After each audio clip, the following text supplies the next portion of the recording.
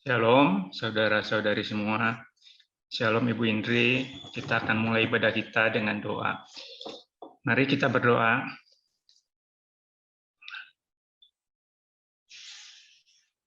Makasih Tuhan untuk penyertaan, pemeliharaan Tuhan sepanjang hidup kami. Terima kasih Tuhan untuk semua. Terima kasih pagi hari ini. Kami bisa kembali beribadah kepada Tuhan. Sungguh Tuhan, kami mau menyerahkan setiap kami kepadamu. Setiap hati, setiap pikiran kami. Tuhan Yesus menolong, merendahkan setiap hati kami. Tuhan Yesus menolong, beri kami kerinduan, supaya pagi ini kami boleh datang kepada Tuhan, boleh merasakan Engkau Tuhan hadir dalam hati kami. Terima kasih Tuhan, kami menyerahkan setiap kami kepadamu.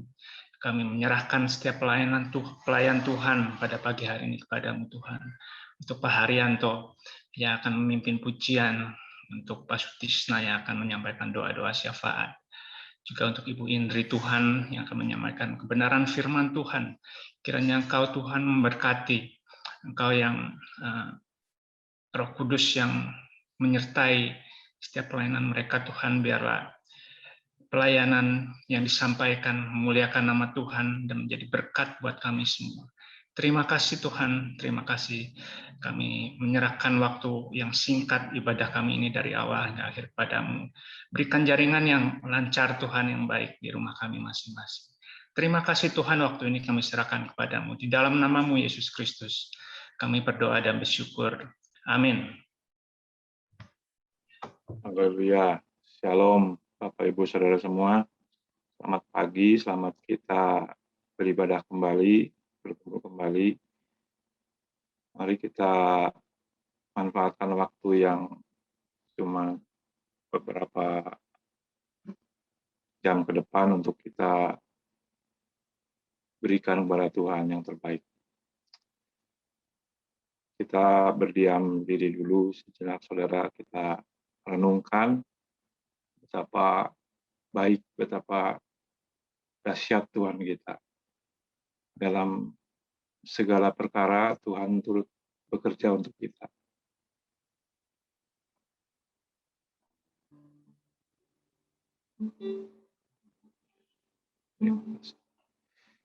Terima kasih Tuhan. Haleluya. Kita angkat pujian yang pertama, kita betapa dahsyat Engkau Tuhan.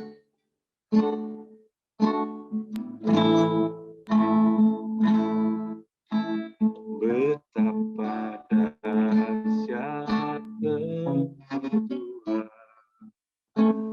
pencipta segala yang ada, dulu sekarang sampai selamanya. Hanya Engkau Tuhan, tak terselami pikiran, tak terukur panjang setia, dulu sekarang sampai selamanya. Hanya Engkau Tuhan, ku sembah Kau Yesus, hanya Engkau Allah hidupku, tiada yang lain, hanya Kau. Hanya Engkau Tuhan selamanya, Kau tetap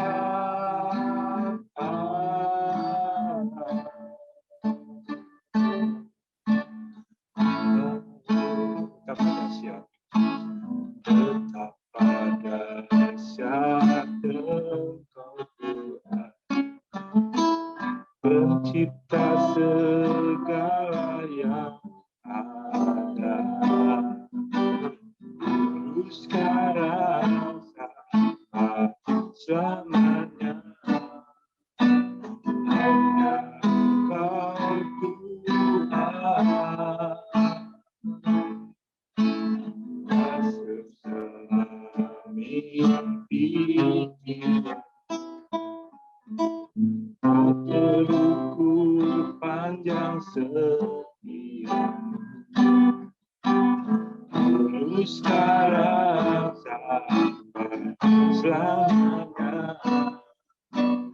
Hanya Engkau Tuhan, kusembah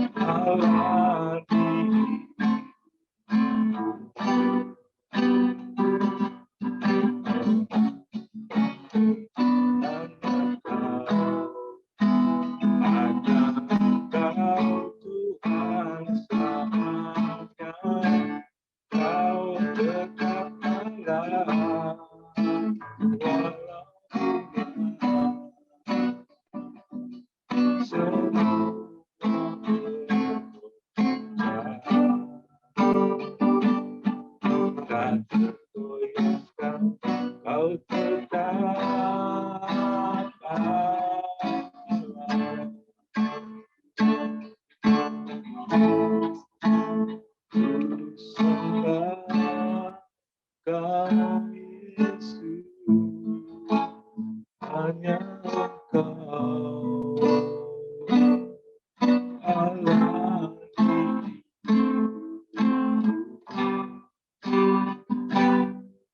tiada yang lain, hanya Engkau Tuhan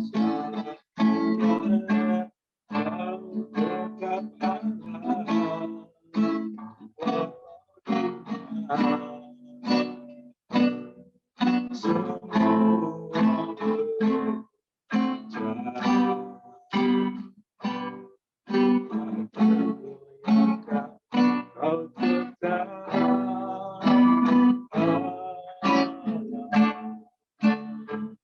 Kau tetap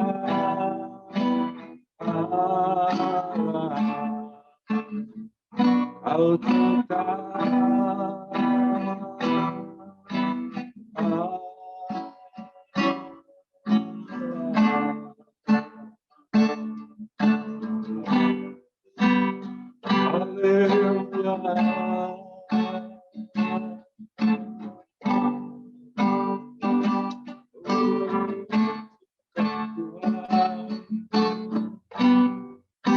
Betapa dahsyat Engkau Tuhan.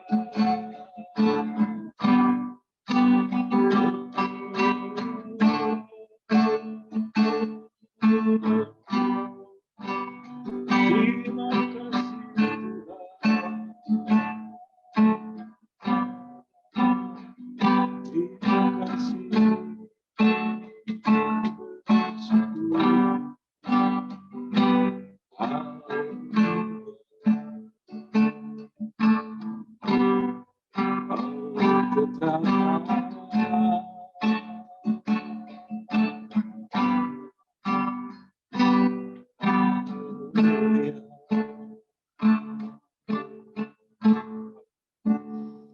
Haleluya.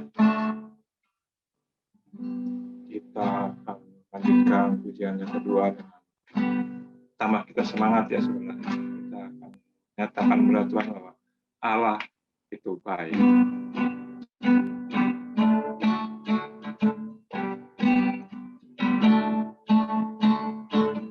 Tiada berkesudahan kasih setiamu Tuhan. Tuhan, selalu baru rahmat-Mu bagiku.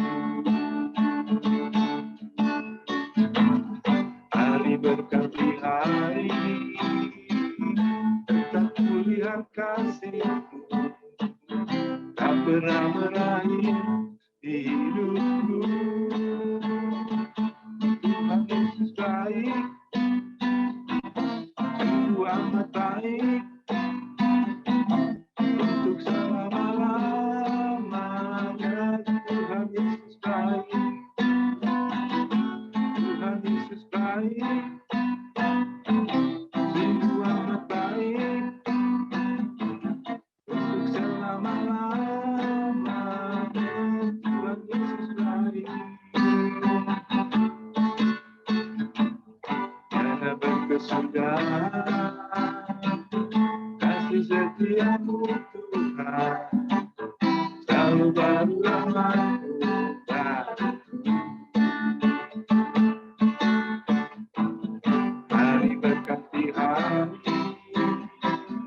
tetap kulihat kasih-Mu, tak pernah berakhir di hidupku. Tuhan Yesus baik, sungguh amat baik, untuk selama-lamanya. Tuhan Yesus baik, Tuhan Yesus baik, sungguh amat baik, untuk selama-lamanya. Tuhan Yesus baik. Tiada berkesudahan kasih setia-Mu Tuhan, selalu baru rahmat-Mu bagiku.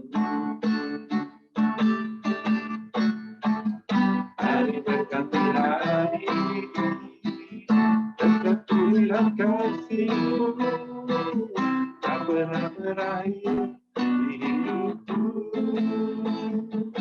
Tuhan Yesus baik, sungguh amat baik, untuk selama-lamanya. Tuhan Yesus baik, Tuhan Yesus baik, sungguh amat baik, untuk selama-lamanya. Tuhan Yesus baik, Tuhan Yesus baik, sungguh amat baik, untuk selama-lamanya. Tuhan Yesus baik, Tuhan Yesus baik, amat baik, untuk selama-lamanya. Tuhan Yesus baik, dari selama-lamanya. Tuhan Yesus baik, selama-lamanya. Tuhan Yesus baik.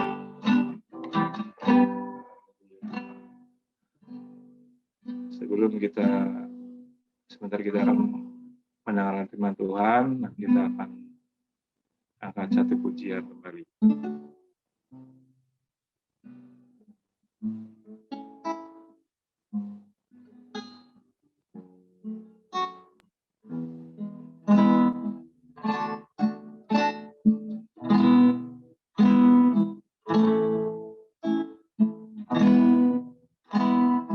Seperti wanita merapimu, menangis di bawah kaki-Mu,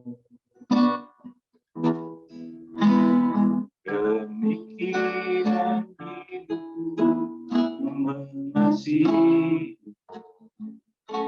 Yesus. Engkau baik-baik, seperti wanita,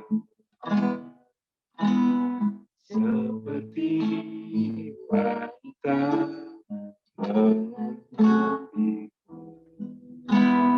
menangis di bawah kaki-Mu,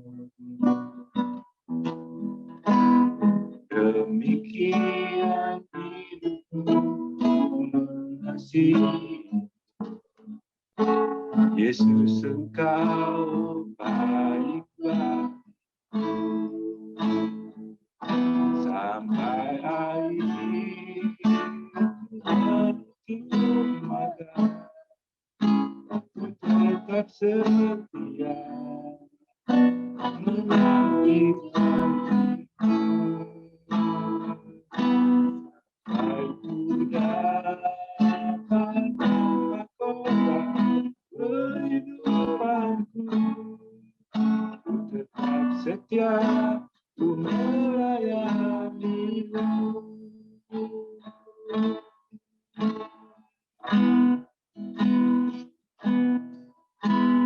Seperti wanita mengurapimu, menangis di bawah kakimu. Demikian hidupmu mengasihi Yesus Engkau baiklah sampai akhir ku menutup mata, ku tetap setia menanti janjimu. Sampai ku dapatkan mahkota kehidupanku, ku tetap setia, ku melayanimu. Sampai akhir ku menutup mata, ku tetap setia menanti janjimu. Sampai ku dapatkan mahkota kehidupanku, ku tetap setia, ku melayanimu. Ku tetap setia, ku melayanimu. Ku tetap setia, ku melayanimu.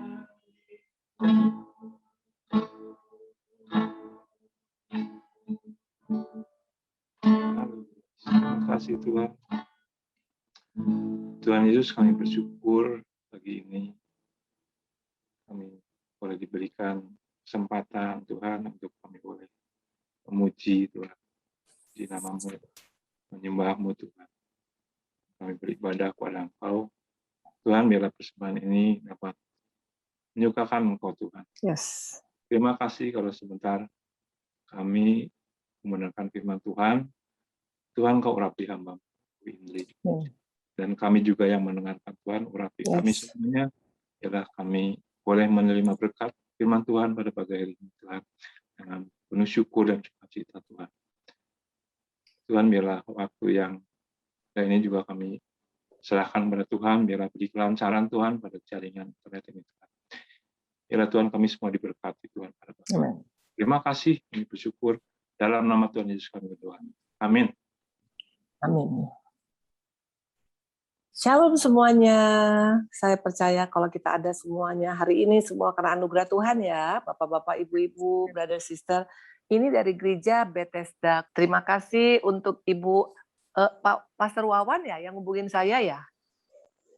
Betul ya. Ya, terima kasih kalau kita boleh kenalan. Saya percaya kalau kita boleh berkumpul hari ini semua karena kasih anugerah Tuhan ya. Oke, kita sebelumnya sekali lagi kita berdoa yuk.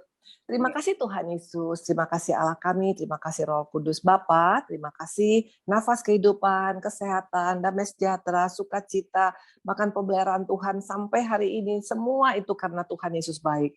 Bapa, biarlah Bapa dalam hidup ini kami boleh semakin menyenangkan hati Tuhan, semakin mengasihi Tuhan, semakin mengandalkan Tuhan, semakin berharap pada Tuhan. Hanya itu yang bisa kami lakukan Bapa, khususnya menghadapi hari-hari lembaran-lembaran terakhir pada saat ini Bapak. Bukan lagi di Matius, bukan lagi di bukan lagi di Kejadian, tapi sekarang kami masuk di Wahyu, Bapak. Karena itu kami sangat percaya, waktu kami betul-betul menangkap apa yang menjadi pesan Tuhan, kami nggak mau lagi main-main, Bapak. Kami nggak mau lagi setengah-setengah, tapi kami mau berikan yang terbaik.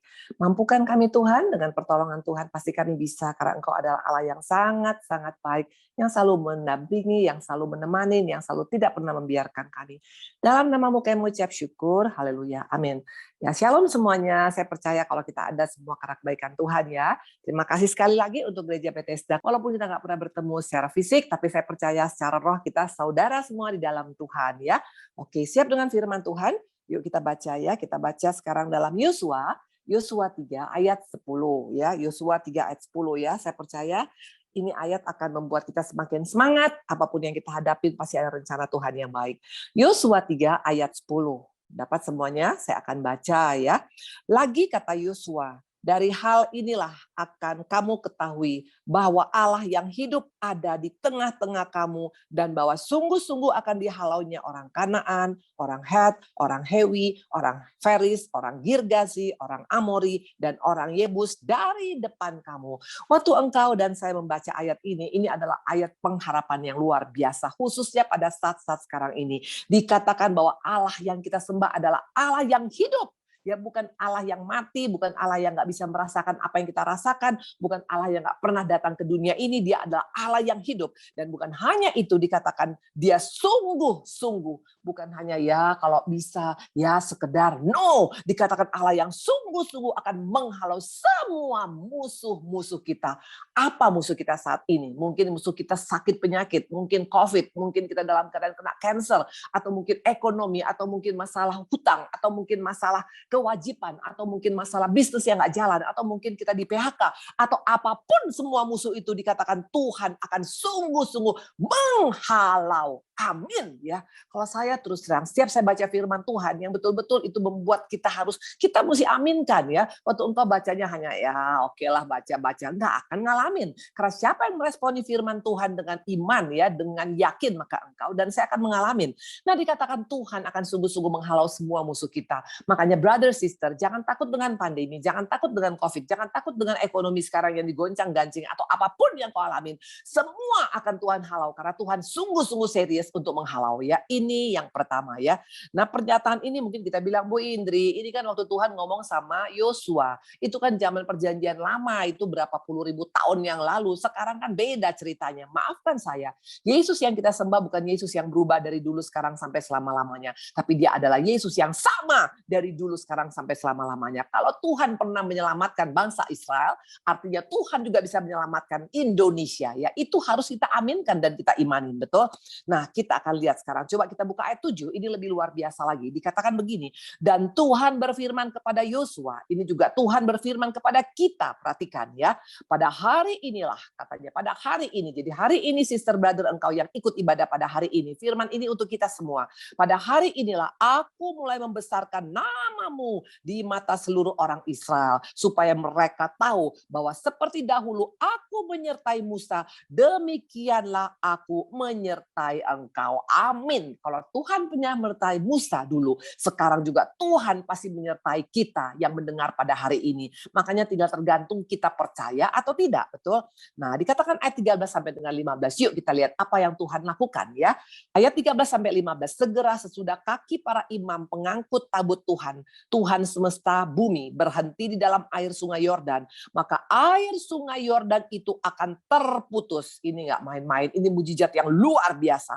Air yang turun dari hulu akan berhenti mengalir menjadi bendungan. Ketika bangsa itu berangkat dari tempat perkemahan, mereka akan menyeberangi sungai Yordan. Para imam pengangkut tabut perjanjian berjalan depan bangsa itu. Segera sesudah para pengangkut tabut sampai ke sungai Yordan dan para imam pengangkut tabut mencelupkan kakinya ke dalam air di tepi sungai itu, sungai Yordan itu sebak sampai meluap sepanjang tepi selama musim menuai. Maka berhentilah air itu mengalir. Air yang turun dari hulu melonjak menjadi bendungan bendungan jauh sekali di depan Adam, kota yang terletak di seberang Sartan. Sedang air yang turun ke Laut Araba, yakni Laut Asin, terputus sama sekali. Lalu menyeberanglah bangsa itu di tentangan Yeriko. Tapi para imam pengangkut tabut perjanjian Tuhan itu tetap berdiri di tanah yang kering, di tengah-tengah sungai Yordan. Sedang seluruh bangsa Israel menyeberang di tanah yang kering sampai seluruh bangsa itu selesai menyeberang sungai Yordan. Luar biasa. Brother, sister, ini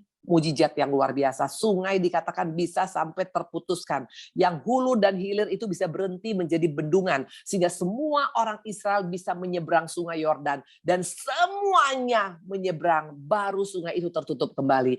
Ini bicara tentang mujizat yang luar biasa. Kalau saya sangat percaya, mujizat bukan hanya terjadi ribuan tahun yang lalu.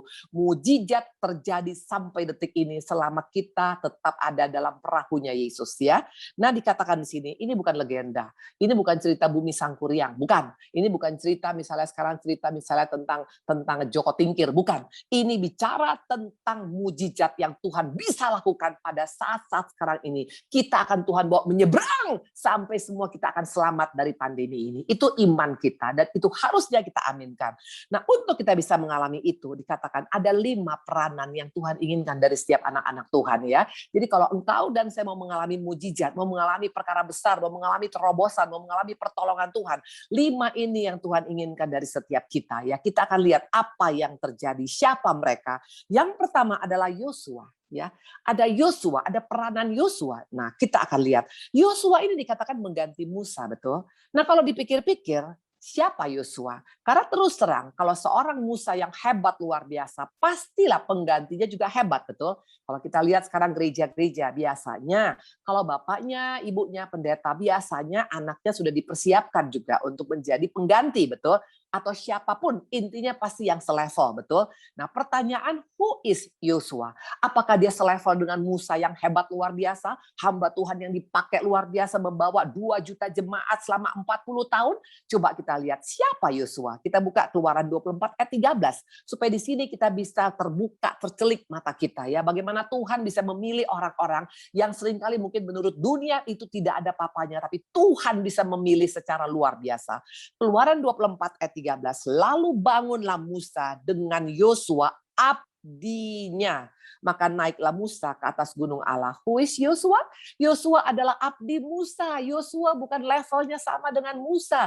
Yosua bukan gembala pengganti. Yosua bukan gembala senior. Yosua hanya bujangnya, hanya hambanya, hanya abdinya. Artinya levelnya sangat jauh dengan Musa. Tapi Tuhan pilih dia. Ini yang luar biasa. Nggak masuk akal. Biasanya kan harusnya yang selevel dong. Pengetahuannya selevel, paling nggak pengalamannya selevel, paling nggak dari keluarga dekat. Intinya kan begitu ya kalau gereja-gereja di dunia ini, ya. Tapi Tuhan nggak ada hubungan antara Yosua dengan Musa. Bahkan dikatakan hanya abdinya, hanya pembantunya, hanya errand boy-nya. Tapi Tuhan ganti pengganti Musa, ya. Artinya Tuhan kita tidak memandang kasta. Makanya ini yang kita harus bangga kepada Tuhan kita. Dunia memandang kasta, betul? Kadangkala gereja melihat orang kaya, shalom, haleluya. Tapi kalau melihat orang sederhana, mungkin yang turun dari angkot, atau mungkin orang biasa, mungkin nyalamnya pun sambil ngomong dengan orang lain. Itu fakta, betul? Tapi Tuhan kita bukan pandang kasta. Siapapun kita bisa dipakai untuk melakukan terobosan di akhir zaman ini. Nah, kita akan lihat sekarang, ya. Kita akan lihat sekarang, ya. Kenapa Yosua dipilih? Coba kita lihat kenapa Tuhan. Pasti ada alasan di balik semua ini. Kenapa Tuhan pilih Yosua? Kenapa nggak bisa pilih orang lain yang juga levelnya sama dengan Musa? Yuk kita buka Keluaran 17 ayat 10. Kenapa Yosua yang dipilih? Artinya kalau engkau dan saya di tempat ini juga mau menjadi orang-orang pilihan Tuhan, kita belajar dari pribadi yang satu ini. Dikatakan lalu Yosua melakukan seperti yang dikatakan Musa kepadanya dan berperang melawan Amalek. Tapi Musa, Harun dan Hur telah naik ke puncak bukit. Yosua ini orang yang taat kepada pemimpinnya, taat kepada pemimpinnya.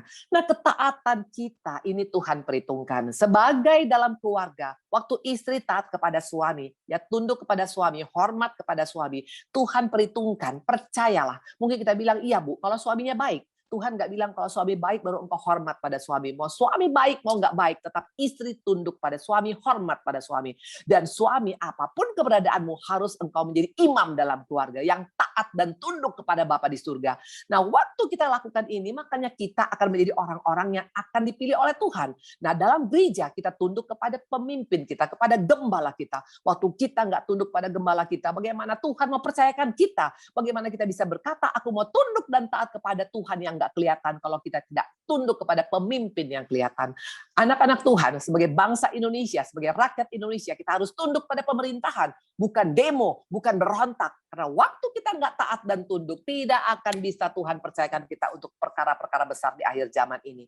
Nah, dikatakan, kenapa nggak Miriam? Kenapa nggak Harun? Kan mereka keluarga Musa, betul? Kan harusnya kan lebih cocok. Miriam itu nabiah dikatakan dalam Alkitab.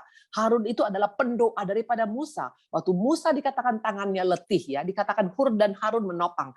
Kan levelnya lebih cocok harusnya kan Hur. Lebih cocok mungkin Hur dan mungkin Miriam. Karena ini adalah keluarga dekat daripada Musa.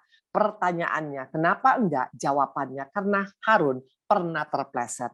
Kapan dia terpleset? Waktu dia kompromi dengan rakyat, dengan warga, dengan bangsa Israel, lebih daripada kepada Tuhan. Waktu Musa naik ke gunung selama 40 hari, rakyat berkata apa? Bikin kami Tuhan, bikin kami Allah, patung lembu emas mereka bikin. Dan itu disetujui oleh Harun. Karena dia kompromi dengan dunia, karena dia lebih menyenangkan hati manusia daripada hati Tuhan, makanya dia tidak dipilih oleh Tuhan. Makanya di akhir zaman ini hati-hati, jangan kita lebih menyenangkan orang lebih daripada menyenangkan Tuhan. Waktu kita punya gaya hidup seperti ini, tidak akan pernah menjadi orang pilihan Tuhan. Yang kedua, kenapa nggak Miriam? Miriam nggak membangun patung emas, tapi kenapa dia nggak dipilih? Coba kita buka Bilangan 12 ayat 1. Supaya di tempat ini, terutama wanita, ya, wanita itu paling sering kali kita keceplosan di sini, betul? Bilangan 12 ayat 1. Miriam serta Harun mengatai Musa berkenaan dengan perempuan Kus yang diambilnya, sebab memang ia telah mengambil seorang perempuan Kus. Ayat 9 dan 10. Sebab itu bangkitlah murka Tuhan terhadap mereka, lalu pergilah ia, dan ketika awan telah naik ke atas kemah, maka tampaklah Miriam kena kusta, putih seperti salju. Ketika Harun berpaling kepada Miriam, maka dilihatnya bahwa dia kena kusta. Ini penyebabnya. Kenapa? Waktu Miriam mengata-ngatai Musa, seringkali kadang-kadang kita merasa orang itu di bawah kita. Orang itu bikin dosa, pantas untuk kita gosipkan. Please lah, enggak lagi musimnya sekarang untuk menghakimi orang, untuk menggosipin orang. Waktu kita iri kepada orang yang lebih daripada kita, waktu kita merasa kita berhak menghakimi orang, kita kehilangan kesempatan menjadi orang pilihan Tuhan. Miriam kehilangan kesempatan, Harun kehilangan kesempatan. Yang dipilih adalah Yosua. Kenapa? Karena dia taat. Nah, bagaimana dengan kita? Waktu kita memilih untuk tidak mau taat, makanya jangan salahkan kalau Tuhan memilih orang lain, ya. Nah, ini saya alamin waktu suami saya COVID dengan saya. Kemarin tanggal 6 dan tanggal 7, ya. Itu bukan hal yang mudah karena suami saya perburukan, ya. Nah, waktu dia perburukan itu kondisinya betul-betul dalam keadaan yang sangat-sangat tidak baik. Panas tinggi 40, batuk darah, belum lagi dia punya oksigennya sesak yang luar biasa, dan nadinya sudah 45. Nah, waktu itu betul-betul sebenarnya saya itu hanya OTG. Saya itu cuma 3 hari kali 4 hari. Waktu dites PCR, itu saya sudah negatif. Bahkan 2 kali dites, saya sudah negatif. Waktu itu dokter suruh saya keluar dari rumah sakit karena sangat membahayakan saya. Pertama, usia saya 61 tahun, dan yang kedua dalam keadaan saya juga baru selesai sembuh dari corona. Nah, waktu itu saya lihat suami saya. Kebetulan suami saya adalah seorang yang pribadi yang cukup pendiam. Dia kalau sakit nggak pernah ngomong. Waktu dia batuk darah dia diam, waktu dia panas tinggi dia diam, bahkan waktu dia dalam keadaan nadi rendah dia diam, bahkan waktu sesak pun dia diam. Jadi bayangkan kalau saya waktu itu harus pulang karena sudah negatif, saya ngebayang apa yang dilakukan oleh suami saya dengan keadaan diam saja. Saya tanya sama Tuhan, Tuhan apa yang harus saya lakukan? Ada dilema buat saya. Karena satu pihak saya punya anak 4, 3 belum menikah, 1 cucu. Dan usia saya 61 tahun, dan saya baru sembuh dari COVID. Dan waktu itu lingkungan itu semua tempat COVID, betul. Tingkat 2 itu semua orang-orang COVID. Dan saya satu kamar dengan suami. Saya tanya sama Tuhan, Tuhan apa yang harus saya lakukan? Karena waktu saya lihat suami saya dalam keadaan sangat lemah, dan wajahnya sudah sangat sedih waktu mendengar dokter suruh saya pulang. Saya berdoa dan Tuhan bilang, stay. Tinggal. Saya bilang, Tuhan, kalau Engkau yang menyuruh aku tinggal, berarti Engkau akan memelihara aku, Bapa. Engkau akan menjaga aku karena Engkau adalah Bapa yang baik. Itu iman saya. Dan saya percaya selama kita taat dengan apa perintah Tuhan, Tuhan akan bertanggung jawab atas hidup saya. Sampai hari ini. Selama 1 bulan saya menjaga suami saya di rumah sakit, Tuhan betul-betul luputkan daripada COVID. Sister, brother, ketaatan itu sangat Tuhan perhitungkan. Memang seringkali kadang-kadang kita pakai logika loh. Kalau sampai ada apa-apa bagaimana? Percayakan hidup kita kepada Tuhan. Karena dia adalah Allah yang baik, Bapa yang baik ya. Nah, yang kedua, kita lihat sekarang. Yang kedua, peranan siapa? Yang pertama peranan Yosua karena taat. Jadi kalau kita di tempat ini masih suka berontak, istri masih suka ngelawan suami, suami masih suka berontak dari Tuhan, kita masih suka melawan gembala kita, atau kita masih suka demo dengan pemerintahan kita, yakin kita bisa melakukan perkara besar pada saat sekarang seperti ini? Tidak akan mungkin. Karena Tuhan mencari orang-orang yang taat pada saat ini. Yang kedua, dibuka Yosua 4:15-18. Berfirmanlah Tuhan kepada Yosua, demikian, perintahkanlah para imam pengangkut tabut hukum Allah supaya ia naik dari sungai Yordan. Maka Yosua memerintahkan pada para imam demikian, keluarlah dari sungai Yordan. Ketika para imam pengangkut tabut perjanjian itu keluar dari tengah-tengah sungai Yordan, dan baru saja kaki para imam dijejakkan di tanah yang kering, maka berbaliklah air sungai Yordan ke tempat dan mengalir seperti dahulu dengan meluap sepanjang tepi.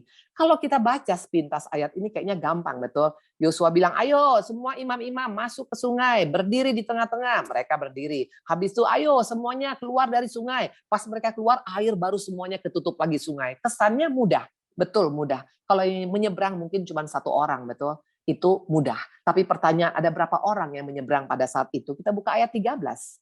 Kira-kira 40.000 orang yang siap untuk berperang menyeberang di hadapan Tuhan ke darat Yeriko untuk berperang. Tidak main-main. Brother, sister, bukan 1-2 orang yang menyeberang.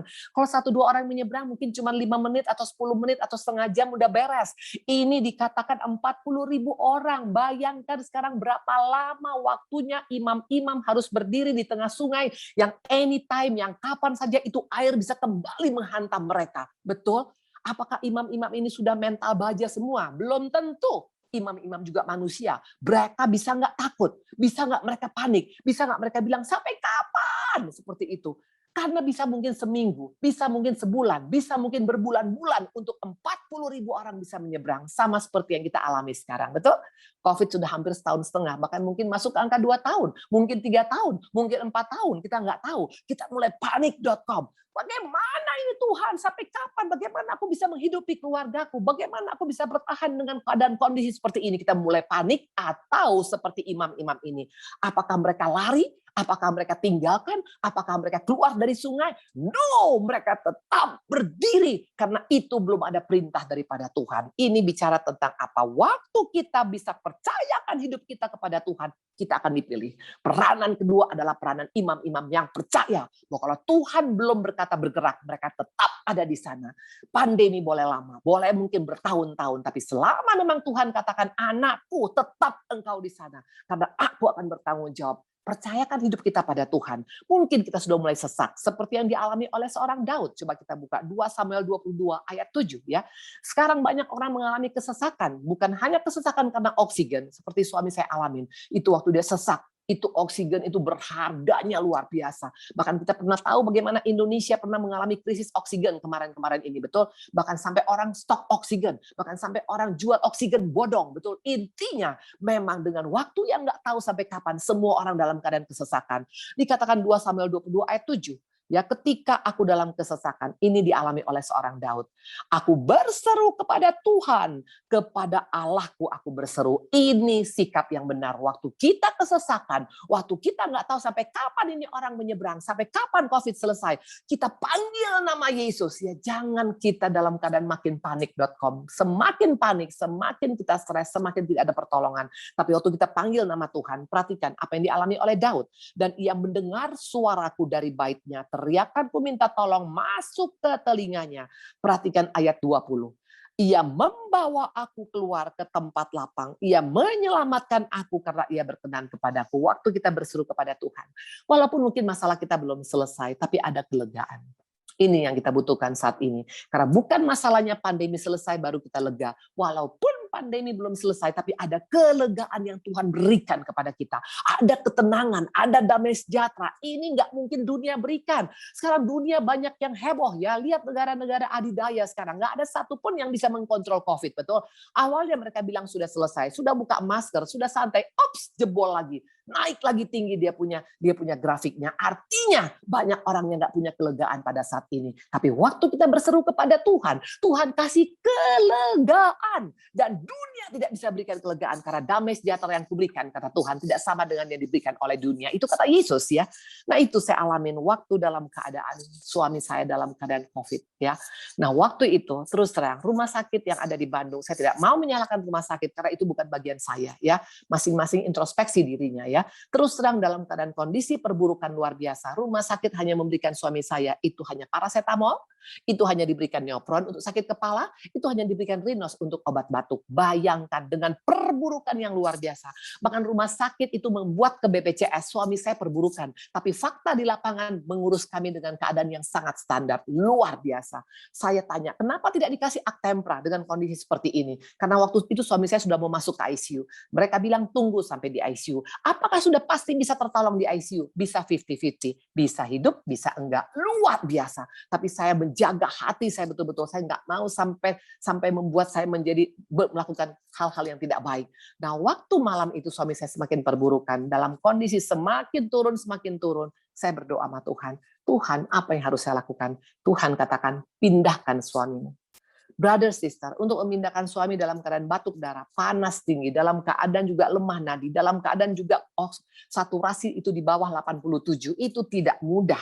Tapi saya percaya kalau Tuhan yang suruh, saya dengar jelas Tuhan bilang pindahkan, dan saya ada ketenangan, ada damai sejahtera. Baik Tuhan. Nah itu saya telepon, saya punya anak rohani di Surabaya. Karena saya tanya, di mana Tuhan? RSPAD apa di Surabaya? Tuhan bilang Surabaya. Anak saya juga yang dokter bilang Surabaya, Mam. Nah saya waktu itu telepon ke WhatsApp, ke saya punya anak rohani. Jam 3 pagi. Logikanya kalau bukan Tuhan, nggak mungkin mereka bisa membaca itu. Saya katakan, tolong bantu supaya kami pindah dari Bandung. Karena saya rasa suami saya harus dipindahkan, kata Tuhan. Jam 7 pagi. Mereka jawab, mereka bilang apa? Ibu Indri 8 jam lagi pesawat SOS dari Singapura akan menjemput Pak Arya untuk diberangkatkan ke Surabaya.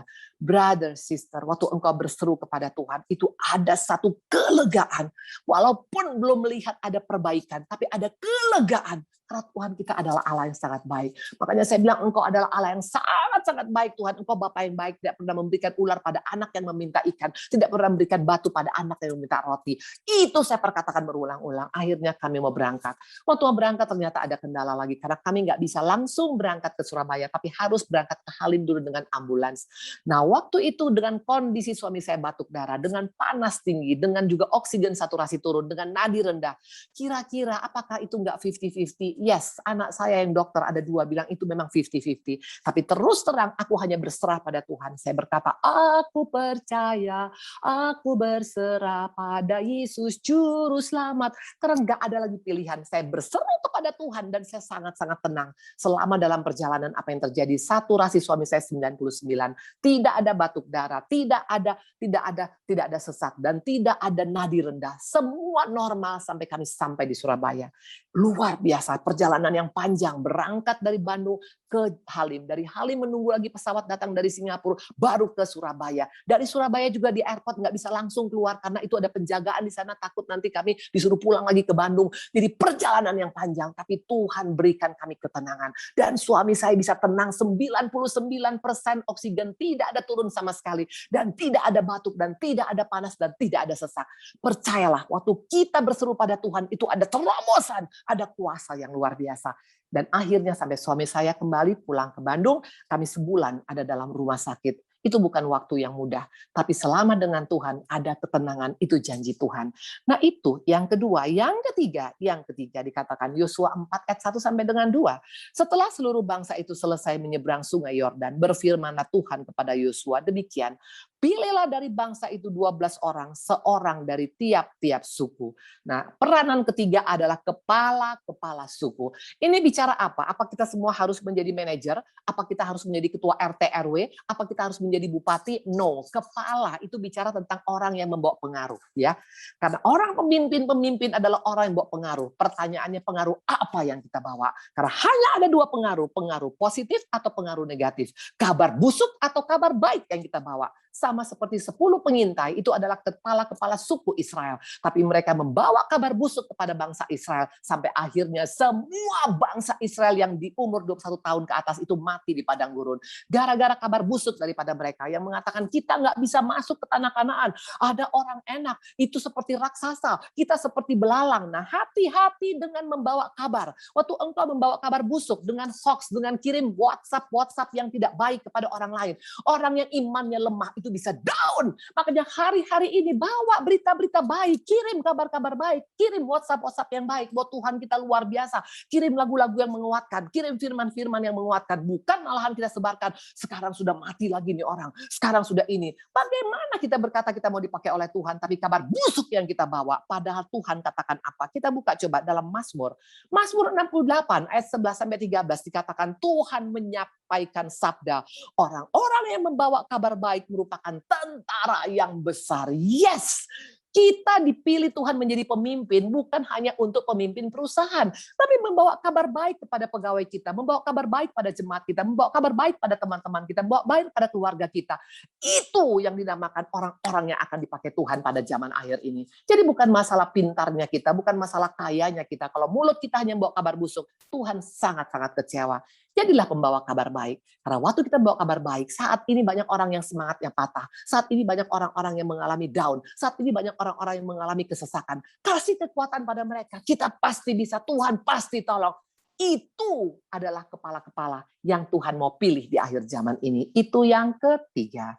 Yang keempat, dikatakan Yosua 4 ayat 13, kira-kira 40.000 orang yang siap untuk berperang menyeberang di hadapan Tuhan ke daratan Yeriko untuk berperang. Ada 2 kali kata berperang, artinya hidup ini memang peperangan. Jangan pernah anggap bahwa Indonesia akan semakin lebih baik, dunia akan semakin lebih baik. No, semua akan mengalami banyak goncangan. Memang ada peperangan, tapi kita pasti menang melawan peperangan. Itu pegang sebagai janji Tuhan. Nah, mana buktinya memang sekarang akan terbanyak sekarang peperangan dan semakin akan banyak nanti goncangan. Buka Efesus 6 ayat 13.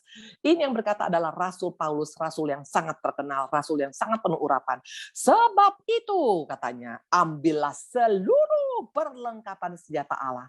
Kalau dia hanya bilang ambil 1 perlengkapan senjata Allah, berarti perangnya masih ecek-ecek, masih biasa-biasa, masih rata-rata. Tapi karena peperangan ini akhir zaman, dikatakan ambil seluruh perlengkapan senjata Allah supaya kamu dapat mengadakan perlawanan pada hari yang jahat ini dan tetap berdiri sesudah kamu menyelesaikan segala sesuatu.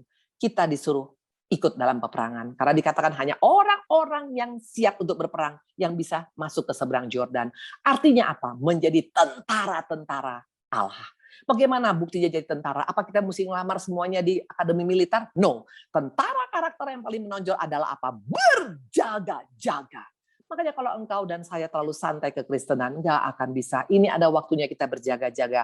Terutama dalam 2 area. Karena iblis masuk di 2 area. Medan pertempuran kita ada di mana? 1 di pikiran dan 2 di hati. Waktu engkau tidak menjaga pikiran, makanya gampang kita mulai marah sama Tuhan, kecewa sama Tuhan, ragu sama Tuhan, bimbang sama Tuhan. Pikiran itu adalah mainan daripada si iblis. Kalau kita kasih celah, dia masuk ke sana.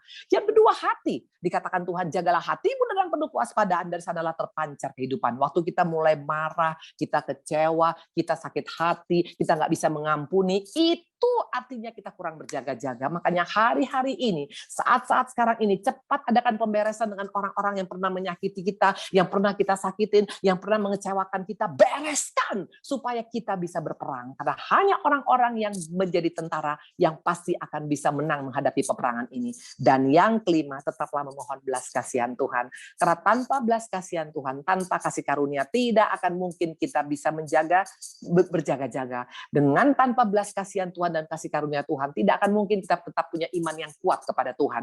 Tanpa belas kasihan dan kasih karunia Tuhan, tidak mungkin kita bisa taat sampai pada kesudahannya. Dan tanpa belas kasihan Tuhan, tidak mungkin kita bisa menjadi pembawa kabar baik. Karena sering kali iblis masuk dengan mengatakan, lihat tuh, sudah hancur. Dan tanpa disadari kita menjadi pion daripada si jahat.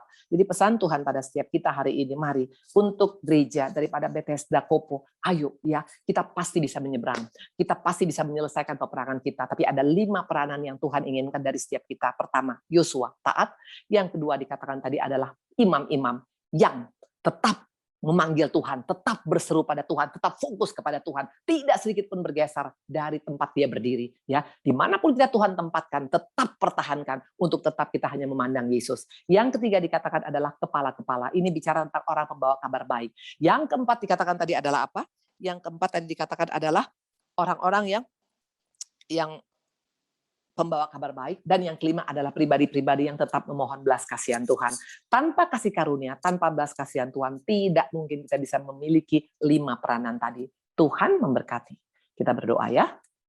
Terima kasih Tuhan Yesus yang baik, terima kasih Allah kami, terima kasih Roh Kudus. Bapa, terima kasih. Kami tahu Bapa, pesan-Mu pada hari ini, Engkau sendiri yang berjanji bahwa Engkau adalah Allah yang hidup, Allah yang ada di tengah-tengah kami, dan Allah yang pasti akan menghalau semua musuh-musuh kami. Kami tidak ragu sedikit pun Tuhan, karena itu adalah janji-Mu, dan janji-Mu adalah ya dan amin. Karena itu berkati setiap kami yang mendengar pada hari ini. Karena Engkau berkata pada Yosua, pada hari ini, kami juga percaya pada hari ini juga Engkau berkata pada setiap kami, Engkau akan menunjukkan kuasa-Mu sehingga dunia boleh melihat bagaimana anak-anak Tuhan mengalami pembelaan daripada Tuhan. Berkati jemaat daripada Gereja Bethesda Kopo, semua kami yang hadir pada saat ini, apapun pergumulan kami Tuhan, apakah itu orang Het, apakah itu orang Amori, apakah itu orang Amalek, apakah itu orang musuh-musuh kami semua yang ada di dalam hidup kami, semua itu pasti akan Tuhan halau. Kami tidak ragu sedikit pun Tuhan, hanya tinggal bagian kami melakukan apa yang harus kami lakukan. Terima kasih Tuhan Yesus yang baik, dalam nama-Mu kami mengucap syukur, haleluya, amin. Tuhan berkati. Terima kasih banyak Bu Indri, luar biasa firman Tuhan hari ini memberkati setiap kita, memberi kekuatan bagi setiap kami, dan kita boleh terus bertumbuh di dalam Tuhan. Yes. Tuhan Yesus memberkati seluruh pelayanan Ibu Indri, Terima keluarga, kasih. Tuhan yang memberkati. Saudara, kita akan masuk dalam doa syafaat. Kita doakan juga kalau Tuhan kehendaki 2 minggu lagi kita bisa ibadah onsite dan sekaligus online Zoom juga ya. Jadi semua jemaat bisa tercover, bisa tetap mengikuti ibadah. Kita doakan terus untuk bangsa kita, bangsa yang besar ini, Tuhan berbelas kasihan. Mari kita naikkan doa syafaat. Nanti sudah doa syafaat ini saya mohon Ibu Pendeta Indri kembali menutup dengan doa berkat bagi kita semua. Yuk kita akan berdoa. Bapa di surga yang baik, kami bersyukur untuk hari ini, hari yang luar biasa. Kami boleh diberkati dalam ibadah raya, kami boleh muji menyembah Tuhan, kami boleh mendengar firman-Mu yang memberi pesan yang luar biasa, pesan yang sangat jelas untuk kami senantiasa taat kepada Tuhan, tetap berdiri apapun yang terjadi Tuhan. Bersama dengan Tuhan kami keluar sebagai pemenang. Biarlah kami juga menjadi pembawa kabar baik, yaitu kabar baik keselamatan dari Tuhan Yesus. Biarlah kami juga terus mohon belas kasihan Tuhan. Kami tahu situasi pandemi saat ini bukan hal yang mudah, namun bersama Tuhan kami boleh keluar sebagai pemenang. Kami melakukan perkara yang besar. Terima kasih untuk firman-Mu Tuhan. Terima kasih untuk Ibu Pendeta Indri yang sudah menyampaikan kebenaran firman-Mu. Berkati Tuhan seluruh kehidupan Ibu Indri, keluarganya, suami, anak, mantu dan cucu juga Tuhan berkati. Terima kasih untuk mujizat-Mu yang sudah dinyatakan sehingga Ibu Indri sekeluarga sehat dan boleh Tuhan berikan perlindungan dan juga mujizat yang luar biasa. Terima kasih, kami percaya Tuhan yang sama yang kami boleh miliki pada saat ini, Tuhan di dalam nama Tuhan Yesus. Terima kasih Tuhan, berkati terus pelayanan Ibu Indri menjadi berkat banyak orang bagi kemuliaan nama Tuhan. Beri kekuatan, perlindungan, dan kesehatan senantiasa Ibu Indri dalam seluruh pelayanannya. Terima kasih Tuhan. Kami terus berdoa untuk bangsa kami, bangsa Indonesia, bangsa yang besar, bangsa yang Tuhan kasihi, yang Tuhan berkati. Kami percaya Tuhan selama ini sudah 76 tahun dan Tuhan akan terus memelihara dan melindungi bangsa kami ini Tuhan. Kami percaya oleh karena kasih karunia-Mu, kemurahan-Mu, sehingga bangsa kami pemerintahan yang sah, yang menurut kehendak-Mu boleh tetap berdiri Tuhan. Tolong Tuhan, kami percaya kami tahu banyak rongrongan untuk merongrong pemerintah yang sah ini. Namun kami percaya Tuhan yang menjaga, melindungi senantiasa. Sehingga bangsa kami ini boleh juga berjalan dengan baik dan seluruh roda pemerintahan dapat jalan dengan baik. Jauhkan dari hal yang jahat, jauhkan dari perkara korupsi, radikalisme, terorisme, jauhkan dari musibah dan bencana alam. Dan Tuhan, lepaskan juga kami dari pandemi COVID-19 ini. Tolong Tuhan, Kau yang jaga situasi politik, ekonomi, keamanan bangsa ini Tuhan, Kau yang pulihkan. Dan kami juga berdoa Tuhan yang curahkan hujan keselamatan, hujan pertobatan bagi bangsa ini. Kami percaya setiap hal yang terjadi Tuhan izinkan sehingga banyak jiwa baru boleh dimenangkan bagi Tuhan Yesus. Terima kasih Tuhan, kami bersyukur untuk pemerintah yang ada saat ini. Tuhan terus berhikmat, beri hati yang takut akan Tuhan. Perintah dari presiden, wakil presiden, para menteri, kepala daerah yang di atas sampai yang paling bawah, untuk aparat TNI, Polri, Tuhan beri hikmat, beri hati yang takut akan Tuhan, sehingga mereka boleh menjalankan tugasnya dengan baik, dengan benar di mata-Mu Tuhan. Terima kasih Tuhan, kami terus berdoa untuk penginjilan, khususnya di seluruh pelosok tanah air. Tuhan, Kau yang terus bekerja, kami percaya melalui pandemi ini, justru peranan media Tuhan pakai sehingga Injil-Mu boleh tersebar bahkan sampai pelosok Tuhan, sehingga mereka boleh menjangkau kebenaran firman-Mu Tuhan. Terima kasih Tuhan, berkati gereja-gereja-Mu, berkati hamba-hamba-Mu, berkati umat-Mu, tetap setia di dalam Tuhan. Kami saat ini juga berdoa untuk gereja kami, gereja Bethesda, baik di pusat maupun cabang Taman Kopo.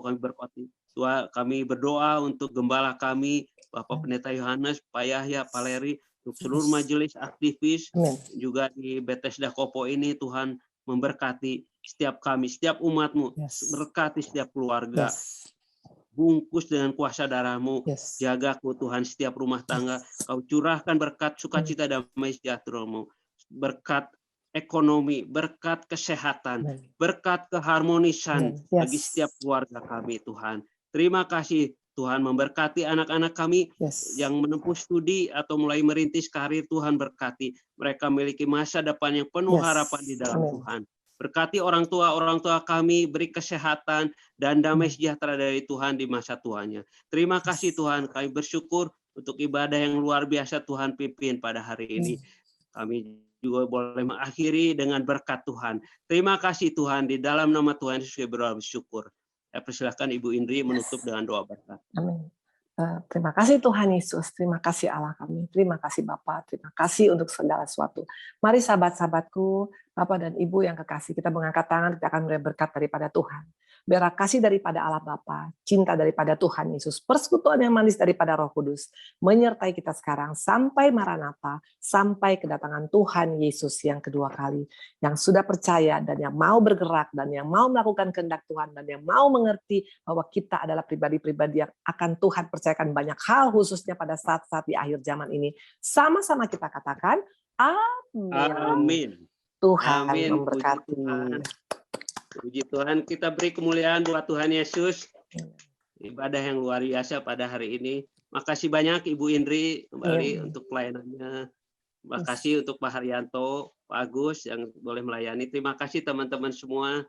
Kita boleh diberkati luar biasa pada pagi hari. Tuhan memberkati Bu Indri. Sama-sama. Tuhan berkati semuanya ya. Terima kasih Bu Indri.